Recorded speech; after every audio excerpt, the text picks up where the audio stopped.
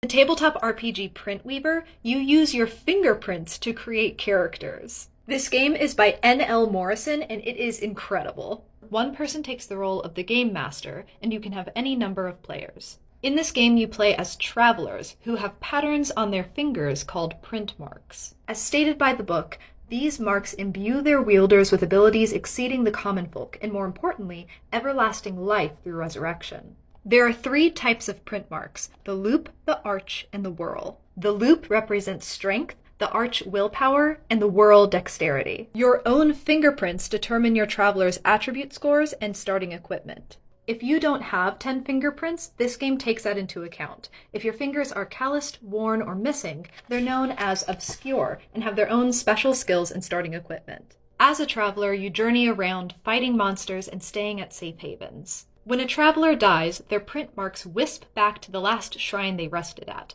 There, a print weaver creates an identical version of their body and weaves their soul into it.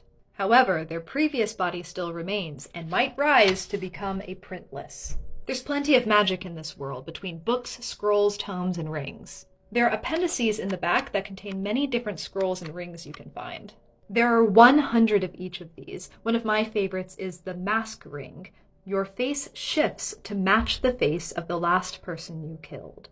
One of my favorite sections is the Monstrata, which is essentially instructions on creating a bunch of different types of creatures. One of the awesome things about the Monstrata is that the GM can create creatures based on their own fingerprints. For example, if you're creating a dragon, your fingerprints could be used to determine the dragon's scales, breath, hoard, wings, and illusion. The last thing I want to say about Print Weaver is that it contains its own in-universe game called Cleromancy that's kind of like a rock, paper, scissors that's played in taverns across the world. Print Weaver is such a clever and atmospheric game. If you want to check it out for yourself, you can find it at the website Exalted Funeral.